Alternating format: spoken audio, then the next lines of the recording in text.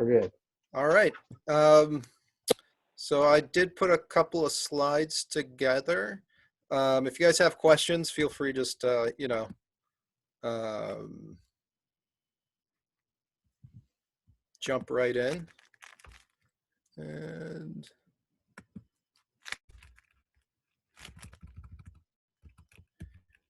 I got just like a couple of slides. And let's see, how do I do?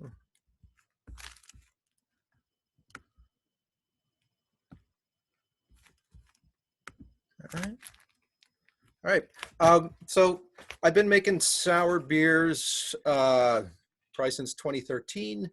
I've made a lot of very, very, very, very sour beers that like melt the acid off your teeth. Um, it was kind of interesting to see if I could make them. Where I'm at now is I'm trying to kind of, back away from that. Uh, I have found that temp and oxygen, not surprisingly, are probably the two most important factors. And I've been playing around with spontaneous beers for kind of the past year. So, um, there's a couple slides around that. Right. So this is kind of like, this is the pipeline that I've created, right? Like, so there's a bunch of like goose inspired beers that I make. These are kind of a mix of spontaneous beers, kind of a lot of East Coast yeast beers that I've kind of kept alive over several generations. Maurice, Yep. what's a goose? A goose is a blend of 1, 2, and 3-year-old lambics, traditionally made in Belgium. And so, yeah, so these are blended beers with, I think aged hops are really important. If you come to my garage, you'll see that there are sacks of aged hops just hanging. The oldest I have is, I think someone was giving away some 2015 Matuka. And so that's been hanging in the garage for probably 2 or 3 years. And so, when you say hanging, what do you mean? Like, so I get these, it's just like a burlap sack. So my sister's in coffee. And so she sends me basically what they pack green coffee in. And so I just nail it to the, I just nail it to the rafters. And, you want like a lot of oxygen to be getting in there, a lot of heat, right? You want it to kind of look like old hops, right? Like I think breweries will kind of age their hops in in their freezer. I don't really think you get the kind of same impact. So, I have that going on. I'm kind of like constantly trying to feed that pipeline. Pellets or cones? A little mix of both. I think probably cones are better, but the Matuka was pellets. And sorry, I was going to say, do you only want to use hops that taste and work good, or are hops that maybe aren't the best overall, maybe aren't popping, maybe coming across a little bit onion, garlicky, or something else? Are those fine to age? And then is there any temperatures you should avoid? If I put in my attic, which probably gets close to 100 in the summer, would that be too hot? So I don't think I think the hotter is the better. I mean, it will make your house stink though, right? If you put them in your attic. Like you walk into my garage, you're like, what is that? And then as far as onion, garlic, I've stopped buying Amarillo hops, but the last time I bought them, 2018, they were all onion, garlic. And so those are in the garage. And, I'm not really sure what'll happen. Like, I don't have a good answer for that, but there's all sorts of stuff that I'm aging, I guess, right? That's kind of one of the things I want to try to play with is like, kind of like the noble hops, but also all sorts of other stuff. Like, I had some mosaic up there. And so, yeah, so, I'm trying to age stuff out for 1 to 3 years. I'm kind of taking beers out to kind of fruit and hop. fruiting at kind of lambic inspired rates. That kind of process is kind of still a work in progress. But, one of the things I have found that I like is kind of, fruit and dry hopping combinations, which are kind of cool.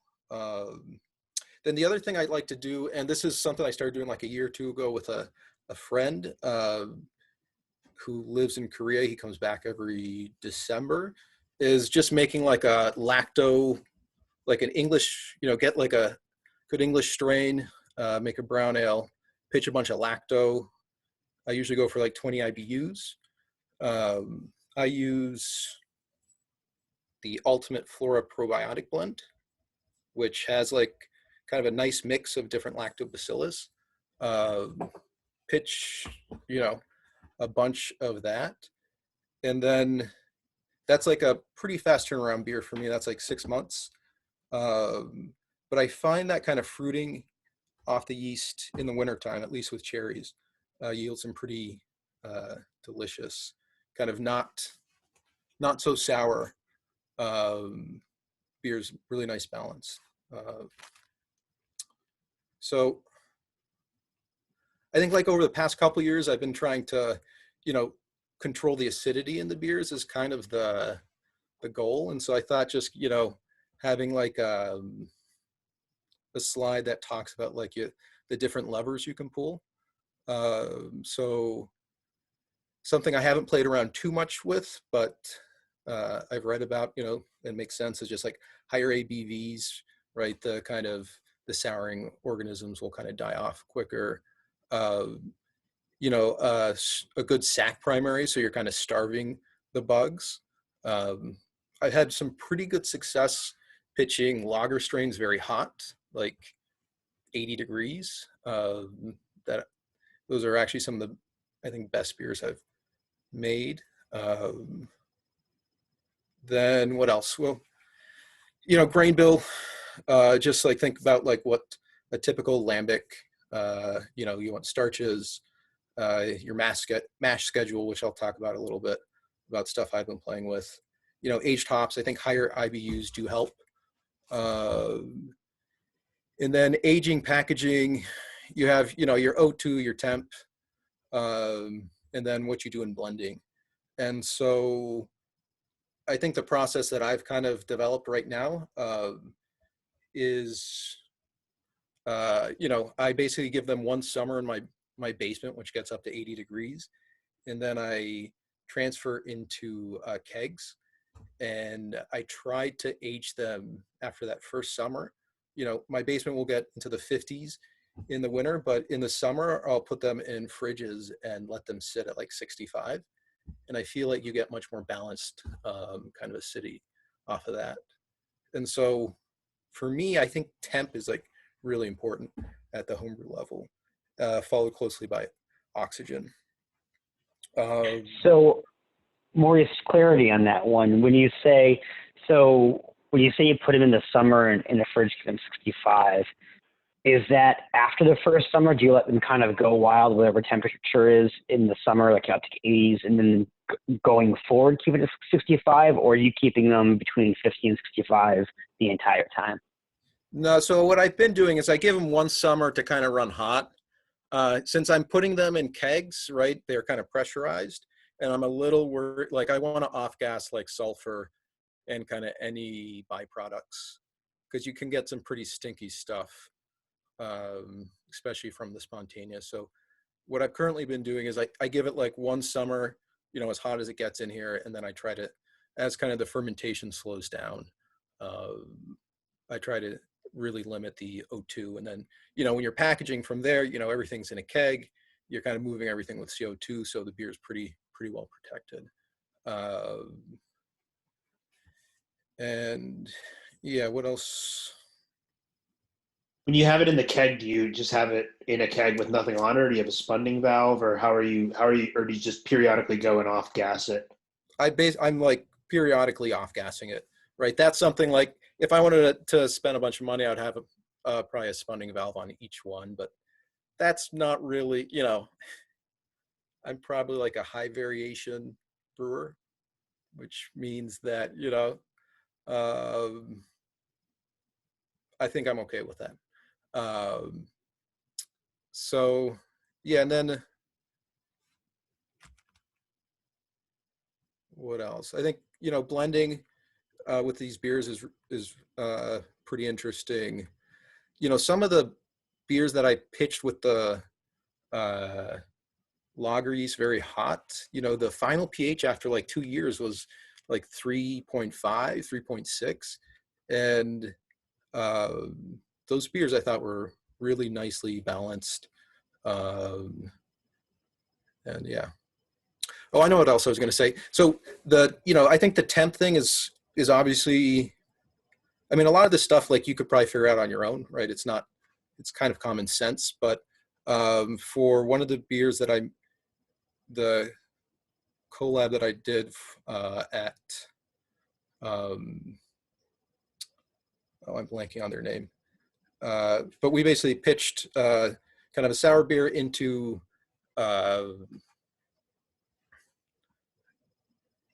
just like barrels in their brewery, and they kept it around 65 degrees. I pitched some of the yeast cakes that I've been using that get fairly aggressive for me, and I found that they almost got no acidity. So be it the barrel or whatnot, I kind of took away like the importance of temperature from that. So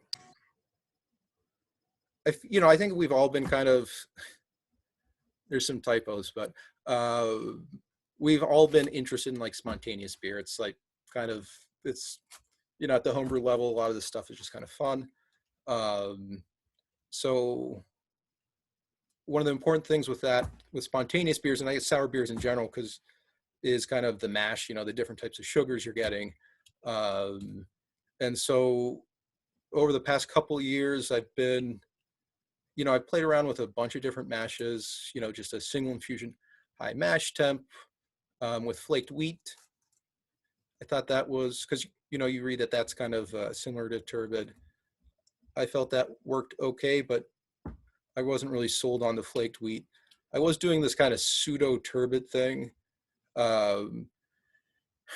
where you kind of take, just you take some wheat and you let it sit at 135. You take a turbid pool and raise the temp, boil it. And then you take a turbid pool, boil it, kind of lock that in the kind of the starches and the kind of the sugars into that piece, raise that up to 160 to have like a regular mash temp. And you do this kind of separately for kind of, the wheat, some wheat and pills, but also the pills.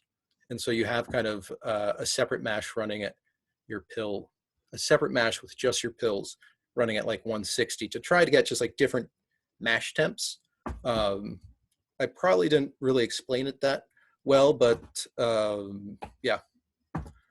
I've been pretty happy with that. And that has kind of led me to try to kind of play around with more turbid mashes, which. So, yep. For someone who hasn't done turbid mashes, like what is the objective of a turbid mash? I think you want to get some just like different sugars for the yeast and the bugs to chew on it. Specifically, you want the bugs to be able to chew on stuff kind of like really long term, right? So you want your fermentation to kind of go on for a really long time. So that means that you have to have really complex sugars. So kind of doing all these different pools at different temps, specifically like the 130 range. Usually it's done with unmalted wheat.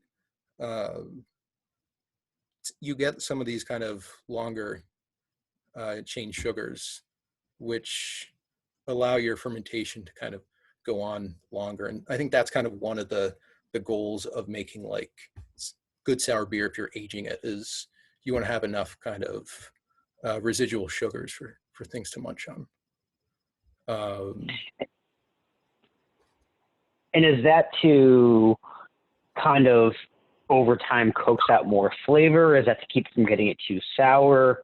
I guess, if I just did a normal 152 mash and then soured it, I guess what is those longer chain sugars that the wild stuff's chewing on? What is that doing? Is that a flavor thing, or is that a kind of maintaining the balance kind of thing? I personally think it's a little bit of both. I think it's stuff for the Brett to chew on long term, and so you're getting. I think it is protecting the beer a little bit, but you're also getting flavors. And then depending like what you're pitching with, right, it could cause the beer to become overly sour. So like if you're going to do something like this and you maybe aren't trying a spontaneous beer, I would definitely pitch with some sack and primer and kind of let it go wild to begin with. But yeah, I think you're just trying to get like a lot of sugars. There's like Tom Bell circulated a really good PDF on making kind of natural cider. And one of his things was, you want like a really kind of long fermentation. And the way that cider makers do that is they rack off the yeast to try to kind of starve the yeast a little bit. And so I think there's kind of something similar here, where you are just trying to make things go low and slow over a long period of time. So these are the different kind of mash attempts I've tried. The pseudo turbid, it's like it's home brewing, so I don't always want to spend that much time mashing. But so over the last year, I've tried these spontaneous beers, and I've done it in like an 8-gallon, 15-gallon pot, and I just turn off the burner and let it cool from anywhere from like 8 to 14 hours, and I've had some success. So I've done anything over the pot, like cheesecloth or any kind of filter? Yeah, so I was kind of like worried about raccoons because we have some raccoons that live in our backyard, and so I just put like like a brew in a bag thing over the top of it, and yeah, also my the houses are pretty close here in Medford, and so we got some pretty good wind.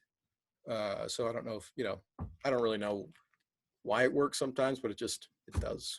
And that's kind of the fun of it. And what time of year are you doing this? Like, so if I want to do a spontaneous fermentation, or try one, I should say, would I try now? Is it too late? Is it too early? Should I wait the fall? I guess, like, what am I looking for if we're going to try this?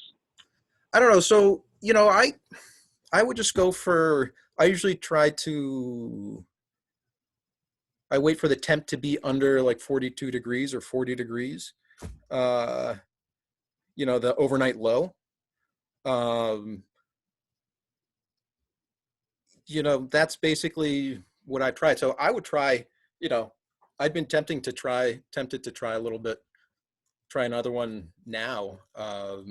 Although I know when we were kind of starting, Doug was mentioning something about like worrying about the spring. So I don't know how late, if this is too late.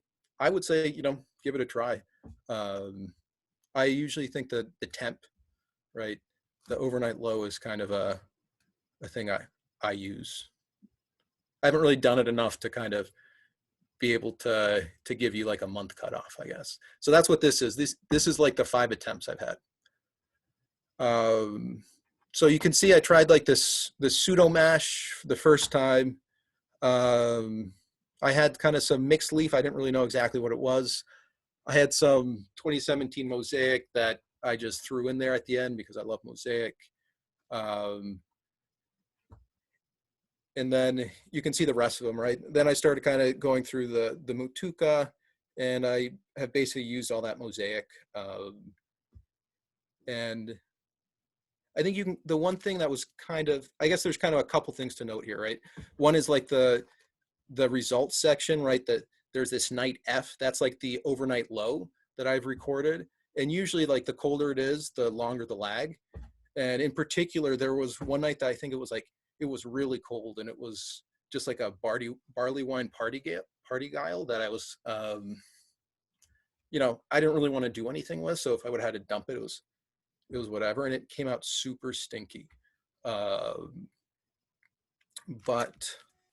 Could you maybe scroll up on your screen or go full screen or something? I can't see anything below results. you can't see anything below results. Yeah, so I have it on full screen. Can you scroll up at all? Or zoom out a little bit? It says that we see the results in red, but we don't see the text below the results. Oh, you don't? Oh, maybe I'm No. sharing the wrong screen. No? Is that better? Yes, that's good. Now I can Lots see better. the results. Here, let me try.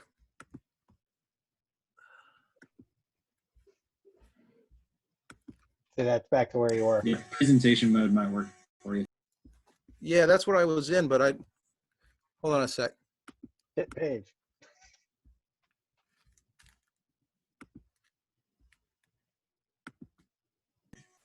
Anyone's doing conference call bingo, this is a big one.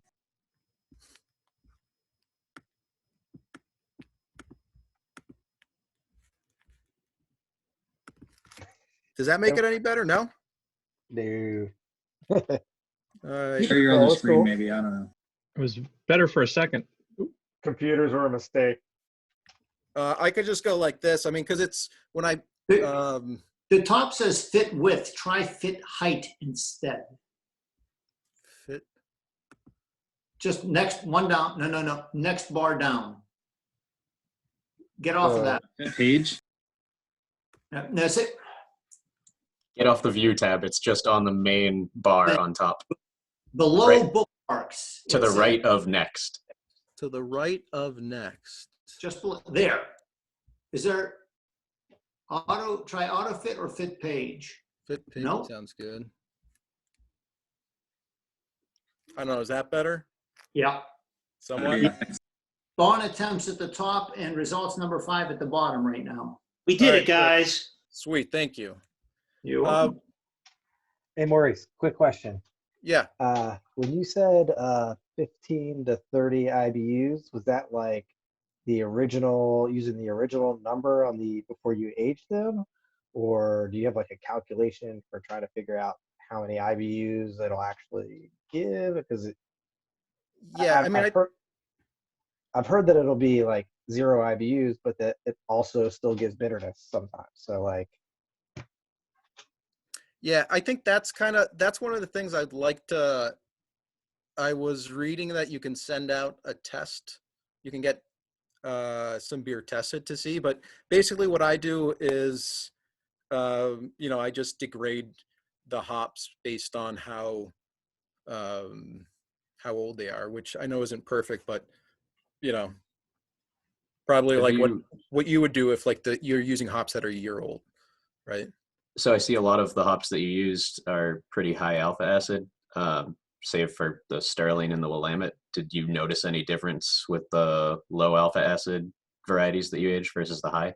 Because the whole point of aging is to degrade the alphas, right? Right.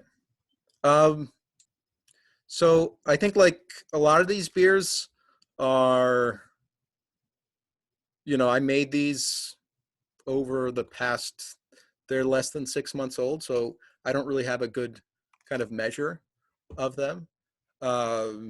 The first one, which was just kind of like, it was mixed. I didn't really kind of track it too much, but it had a decent amount of mosaic in the cool ship or hop stand or whatever you want to call it. That beer came out kind of fantastic. I thought it's by far the best. That's the one that got me really excited about this. So yeah, I don't have like a good, in another year, hopefully I'll have some beers to actually sample.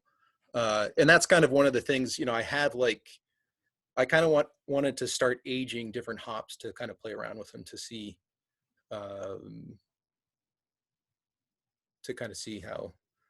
how they age differently. But I mean, the beers taste fairly bitter. And even like, you know, before making these spontaneous beers, I was kind of hopping fairly high. And that, you know, it makes the beer age a little nicer. So if you're going to give it, if you're not worried about time, I would not worry too much about right, the IBUs within reason. But Is that just to avoid excessive kind of lacto fermentation, which is going to make it like super sour? Is that kind of like where the higher IBUs come in, or is it inhibiting other types of things as well? you know, that might be over my pay grade, but definitely the lacto, right? You're inhibiting some lacto. You're also preserving the beer, and you're also kind of giving the long fermentation just some extra stuff to chew on, right? Like the aged hop character, I think, is really important to like any of the kind of Belgian, you know, lambic goose. Like it's pretty important, right? I think, and so the Brett will do stuff to that kind of long term. So, you know, why not use less? I don't know. I think it just preserves the beer a little bit better. Okay. So I've done 5 of these cases. I've had 3 kind of successfully take off on me. The first one was I added some oak chips to it, and you know, so I'm not sure if it was like truly spontaneous or whatnot. Those oak chips ended up having grew a little bit of mold, and so I racked from underneath it, and the beer was just like delicious. So that was one thing the last time I tried it, it was, you know, I had an 8-day lag, and it was the largest batch I've made to date. So I was starting to get a little bit worried. And so I pitched some from like, you know, the 3rd result or something like that, some other kind of spontaneous beer that was maybe 2 or 3 months old. And then it kind of took off on me. And those beers I'm fairly happy with where they are at. And so things I've been playing with is, you know, upping the mash pH to get some tannins from the pills, because I think that like really helps kind of bring just like a different balance to the beer. And the last time I tried acidifying the wort in the kettle. What else? Yeah. I meant to put the hopping rate in here, but I didn't really have time. Yeah, and then I think the other thing, right, is just like keeping a lot, you know, looking at the temp that you're pitching it in the fermenter is kind of important. You can see that most of these temps are in like the low 60s, which like I was always, well, I think the night that it was really cold, it was in like the, you know, 40s or 50s. But for the most part, like if it's not like ridiculously cold out, you know, I think you will have some luck. All right, so going on to the next page, some kind of guidelines. I think generally, right, shoot for an overnight low around 40. If it's colder, expect a longer lag. I've read kind of 2 to 8 days is kind of normal, but you know, I think you can hear of even longer days. So, you know, it depends how long I guess it's how much risk you want to take. You know, I think it's fine to pitch something else in there if it's taking extremely long. And then, you know, also like before you try the beer, if you're doing a spontaneous beer, there's the risk of botulism. So you have to, you know, you have to make sure that the beer has reached a pH of, I think it's like under 4.5 or something like that. But, you know, this is something like before tasting the beer, you want to make sure it's fermented out and that the pH has dropped. right? That is one reason to drop the wort pH before kind of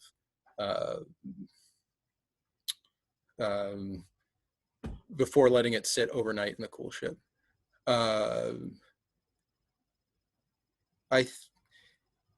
Generally, I've been letting it sit anywhere from 8 to 10 hours, usually because I don't really get started until 7, and sometimes things will kind of go to the 11 or 12 o'clock hour. Then I get up, my kid gets up, and take care of it. But I think depending on the size, right? Like if you're doing like a 15-gallon batch, you may want to let it sit out a little longer, 10 to 14 hours. Then yeah, gooziness, aged hops is, I think, a really important flavor compound there. I've been playing around with it in even some of my ciders. I think it's got kind of an interesting flavor. Long boils, right? I usually don't really have a ton of time, but hour and a half, 2 hours, 3 hours, I think probably helps. And then, I tend to shoot for a higher IBU than maybe many people would, because I'm okay with aging things. Then, I think just like things I want to play with, higher ABV spontaneous beers, yeah, carbonic maceration I think is pretty neat. It's all there.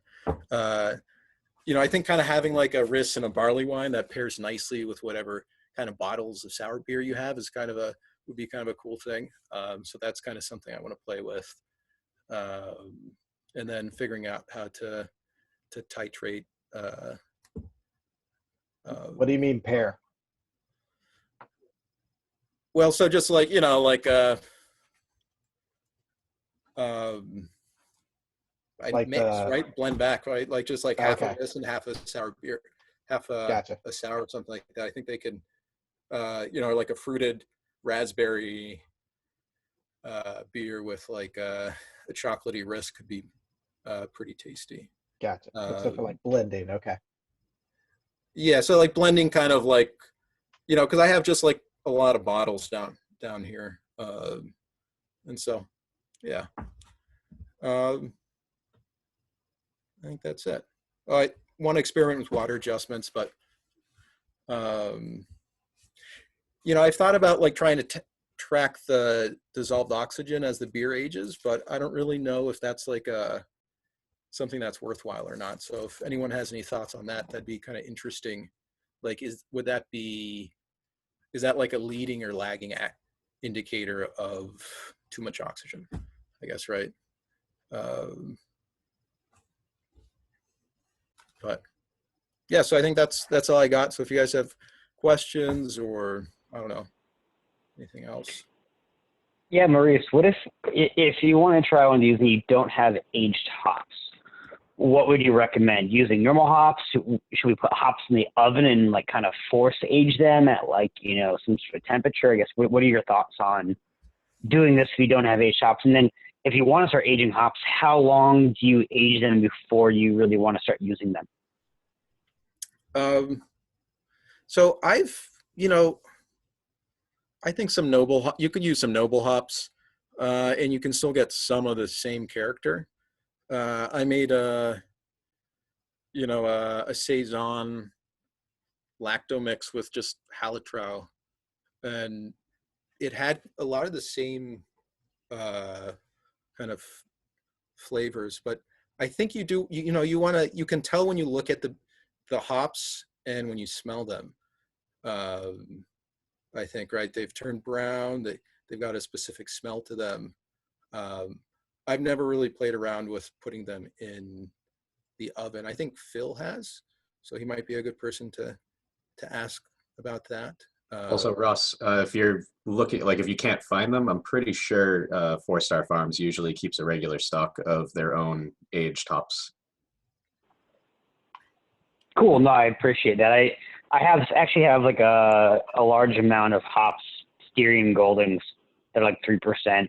They're supposed to be kind of like Fuggle-like. Then maybe I'll give that a try, see how it goes. There's a couple of sites that sell aged hops or lavage aged hops. I think I've got a couple of pounds of hops that at one point I realized were too old to be used in a nice fresh IPA, but I didn't want to get rid of them. So now they're just sitting in the basement and the bag is open, ready to go. So for the fall, I think we're going to try to put out a recipe or some procedures and do a wort-based spontaneous, thing where you can put some beers out. I mean, put some wort out, get it soured through natural entities, and then bring it to a club meeting sometime maybe in February or March or something like that. So be on the lookout for that.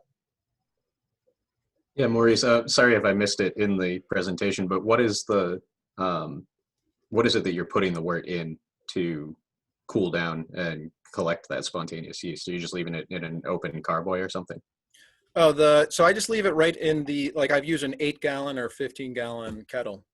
And so, yeah, from what, from what I've read, it's like you get a similar cooling rate to what a cool ship would give you at kind of our scale. Yeah, there's actually there's the Black Project, which I think they do a lot of spontaneous beers. He did a presentation at NHC. It was either San Diego or Minnesota, and he talked about that. So he won American, the Denver Great American Beer Fest with his spontaneous beer, and he was saying how the dimensions are more important than anything else for a homebrew level. He really advocated what you did, Maurice, in terms of putting out in the kettle because the surface to volume ratio or whatever. But it was a pretty good presentation on that as well. It's worthwhile checking out if you're an AHA member. All the old presentations are available. So it was, like I said, it was just San Diego, which was 5 years ago, or Minnesota, which was 3 years ago. Good presentation on that to kind of supplement what Maurice talked to us about. Yeah, there's actually a bunch of really good podcasts that Doug turned me on to. That all this alone time in the basement has meant that I've been listening to a lot of them. And things like the Veil or like the Black Project, they're talking to all these guys and they go through the process, their process pretty well. I think it's like the Beer and Brewing kind of podcast. And there's a bunch of, DeGard and there's another one in Oregon that, these guys are kind of at the top of like the American spontaneous beer. I also throw a shout out to like every winter, spring, Allagash Brewing actually opens up their Cool Ship Brewing Day to the public. You have to sign up and they only take like 10 people. But if you can do it, it's amazing because they have like the legit Cool Ship with the Cool Ship house and the windows that, wave up and down, and they do the whole 9 yards, and it's pretty amazing. Most of their Cool Ship beers are pretty awesome too. Have you gone? I have. Oh, awesome. But it's been like, God, I don't know, like 5 or 6 years, but it was, it's pretty amazing.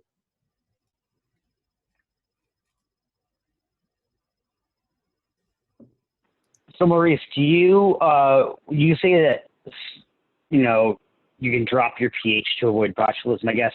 Do you recommend you shouldn't sample it until it drops too low, or do you drop it before you put it outside to cool overnight? Are you doing that? Are you using phosphoric acid, lactic acid? Are you doing it? How are you doing it, etc. Around the dropping the pH of the wort? Yeah, so I just kind of started the last round, and so I'm just using lactic acid, and it's just like I'm just checking like as at the end of the boil, I'm kind of dosing it and checking it. And then checking it again in the morning, right? So. Yeah, so I think you just don't want to taste it until you hit the 4.6, 4.5 range. That's right. Once it's there, then you're in the green zone to taste it and see where it's at. Yeah, and there's supposing like outside of like the kind of risk of botulism, there's like a bunch of other, I forget what they're called, but there's like off products that kind of spontaneous beers and Brett beers will kind of create. And so there's something around like dropping the pH, like outside of botulism, there's other things that it kind of, other compounds that it can kind of help reduce. Like they're still going to be there, but. Cool. Last question I have, and I'm sure other people probably may have questions as well, Maurice. What does a long boil do? You mentioned like a 90 to 180 minute boil. What's the purpose of that? Like, what does that do? So I think it will. So I don't really do those, right? I do like a 90-minute boil, maybe 100, 120. But I think like there is something around like driving off hop. Some of the kind of the hop kind of nasties from the hop compounds, and also I think it just makes like a more complex beer, right? Just add some complexity. But I don't have outside of you, kind of your guess is as good as mine, unfortunately. So Maurice, are you able to swing your camera around so we can see your rig? I mean, all your different ones that you have going on. Yeah, so I got a bunch of glass going on. You guys see that? Yeah. Next to all the kids' stuff. And so, these are glass carboys I've kind of picked up from people. And I do think these silicone stoppers are really good, especially with temperature swings. I think like if you're in like primary fermentation, having either a water, the other kind of carboys or the other airlocks, just with like something covering with no water in them to kind of let as much of like the sulfur and all the other kind of nasty stuff off gas is a good idea, because I think the silicone will kind of trap stuff in a little bit more. But yeah, it's fun, it's How many would you say you have over there? let's see. There's some 3 gallons. There's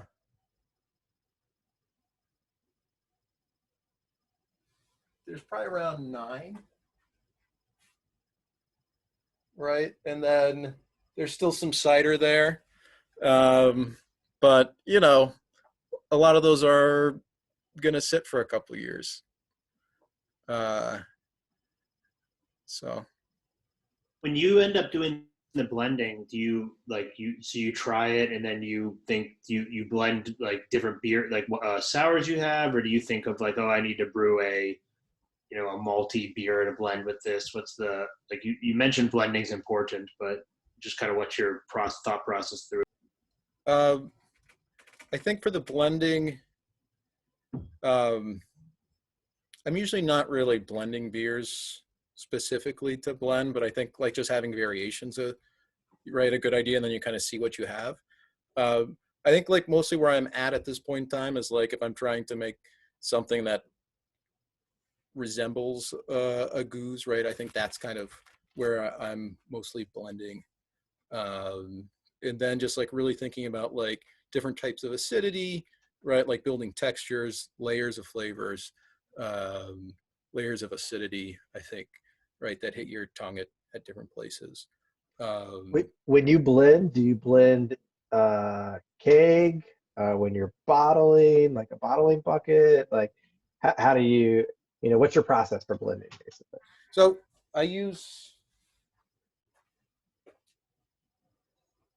I'll take a bunch of samples, like I'll fill a couple of these up, right? I'll kind of do that by myself, and also have a couple people over. I'll take some notes, you know, and then it's usually takes 2 or 3 times for me to figure out what I'm going to do.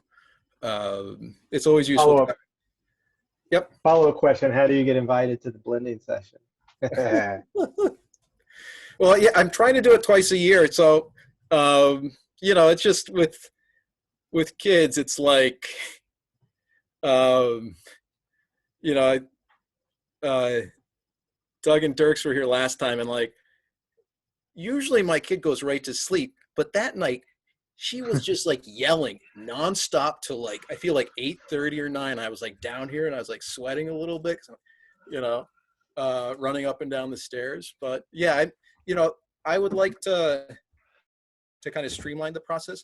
I think one of the things I've kind of learned about it is, you know, it's, I mean, just like general beer making, right? Like you need to have like you have to have a sense of what you want to get out of it a little bit, right? So having like, it's interesting to see what people are tasting, but I think having kind of suggested blends, so having to get people's kind of feedback on would be kind of a little more guided, might be useful kind of for the next round. And also, you know, I've been taking pH readings, but trying to get the type TA stuff down. So I bought everything, but just ran out of time this year. So that's kind of a goal as well. I'd be curious to see if you get any differences once you start taking TA readings. We exclusively use titrated acidity of lactic acid at work because we found actually very little correlation between the pH and the TA. We've had some of our most sour beers, like perceptually, end up with a higher pH than, like we've had some end at 3.1 that you thought would just like melt your face that didn't end up being that sour, and the TA proved that it wasn't.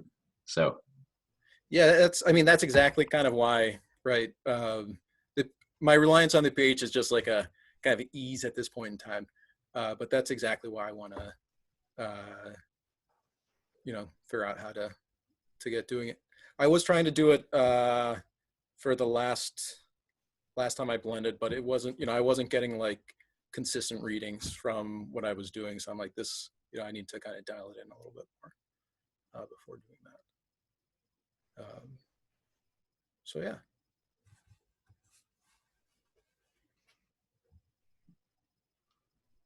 Any other questions before I stop recording?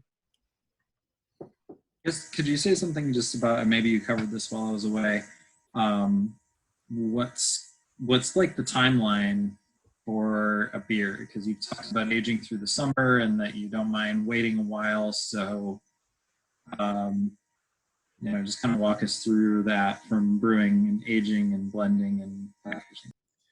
Yeah, it's a good question. I am trying to have like a blend stock of like, you know, 1, 2, 3-year-old beers, but it kind of depends when the beer's ready, right? Like I think the first spontaneous beer I made, it was tasting so good that I didn't really want it to get worse.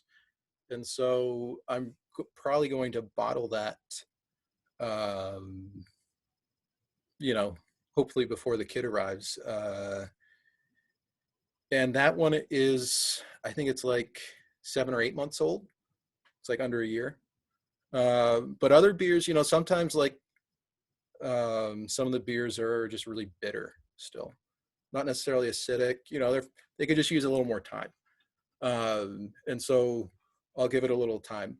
But like some of those bitter beers sometimes are really nice in kind of a blend to have. And so that's the blend that I ended up doing this year was, I think it was like half of this like this spontaneous beer, which I thought was tasting really nice, and then a good chunk of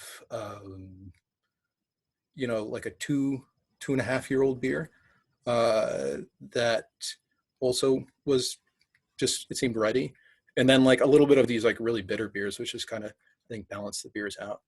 But yeah, I mean, it depends, right? I think if the beer's ready, there's no reason not to, or if it tastes good, you know, unless you're going for like a specific something goose-like, right? Like, what? Could you say something about how you package them? Are you once you're happy with it and you make a blend, what are you doing to kind of pack it up and stabilize it? So I'm using just a scale, and since everything's in kegs, it's nice. You can just CO2 transfer it into a bottling bucket, and then just bottle from there. But that's kind of one of the nice things of having it in kegs, is that the beer's a little more protected. So are you bottling with champagne yeast and some priming sugar, or what's the first? So this year, was the first year I tried kind of not adding any kind of yeast, and I'm still waiting to see if they're going to carb up. I put those beers into NHC, and they were still pretty uncarbonated. But there's a blend calculator. I think Michael Tonsmere has put it out, where if you just you put all the gravities in, and it tells you kind of like an estimated gravity. But otherwise, usually I'm just using like wine yeast. That's kind of been my go-to in the past. I might go back there. Any specific wine yeast? I don't really have, I wouldn't say I'm really kind of there. Like I don't have, I don't really have much preferences. I haven't seen any kind of differences from different wine yeasts that I've used, but I can see if I have one that I've been using. I think it's just like the Red Dance Star or something like that. But yeah, let me see. Which also makes a great hard seltzer. Does it? We'll see about that. Is that what you used? Yeah. Yeah, I don't got any, but that's what it is. So it's always very sad if you package it and it never carbonates. So show of hands, if Maurice puts together a recipe and a kind of a step-by-step, is anybody willing to try this for the fall and put a batch out, put a bucket outside full of wort and see what happens? Oh, DT's going to do it twice. Awesome. So nice. Cool. Yeah, let's do it. We'll set it up for the fall. Let's do it. Cool. I'm over here checking over like low temperatures for the next week. I was saying, I've been Matt, wanting to do this for a while. So. No, that's what I'm saying. The fall. Yeah. I think I'm actually going to try it in 2 weeks, because I got a barley wine going. I love the idea of taking the second runnings, because I didn't want to throw them out, but I'm like, fuck, I don't need any more beer, and I don't want second runnings beer. Good idea. So I may just do the second runnings. That's a great idea, Maurice. I never even thought of that, and throw it out there and see what the hell happens to it. That's exactly. I was like, I'm like, this is just worth a try. But yeah, I feel like, play around with it. Cost could be low. Yeast is free. It's gonna be cold for the next week or so, like overnight, like upper 30s. So now's the time. Yeah, well, second runnings are free as well, right? Either you have a plan for it, or you're gonna make something out of it, or you dump it down the drain. So the way I look at it is, it actually saves me a lot of hassle of trying to make a beer that I didn't really want, and doesn't cost me a goddamn thing more than I was gonna pay anyway for my attempt at a barley wine. So I freaking love that idea. I've done it maybe 2 years ago, and the beer turned out fantastic. So you get a lot more Belgian-y style, yeasty forward. It's not going to be a Cal Ale type of yeast profile. But the one I did came out really nice. It was just like a 1 gallon batch too. So if you have some of these 1 gallon carboys, you just put out your wort in a small container and let it sit for 2 hours even. That's all you really need. And then pitch it in, put it into the 1 gallon, put a put a stopper on it, and let it go.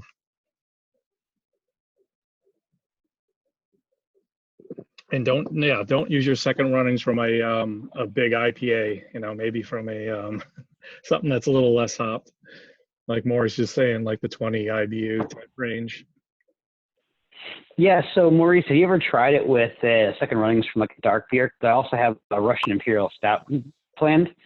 And I have no problem kind of doing something else with that, but I'm curious if you ever tried like a dark roasty spontaneous beer and if that's turned out any way.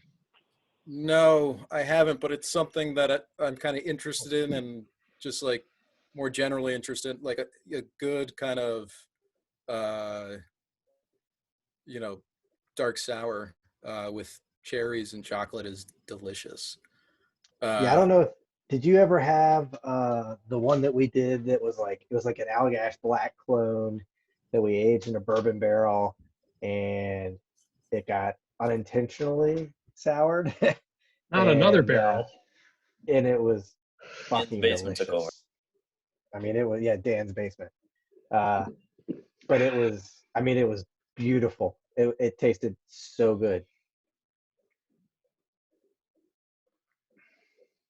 And I think it actually won Doug's B&O dark beer contest. Oof. Headphones or something nice. I think I do remember that. That was one of my first meetings. I think 2 people had that one, like unintentional dark sours, and then I can't remember the guy's name, but we had the black IPA that smelled like. Well, yeah, there was another guy that had the black IPA that was also in the top 3, but his beer smelled like you were rolling through Alston on a Friday night. It was dank. it was dank. Was that Steve Shempers? No, it was. I recognize his face if I see him. I haven't seen him around for meetings for a while.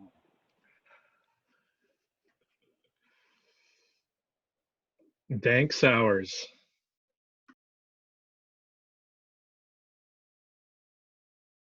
All right. We got any more questions for Maurice? Or all right. Dirks, do you or Doug have any like club business you want to talk about real quick?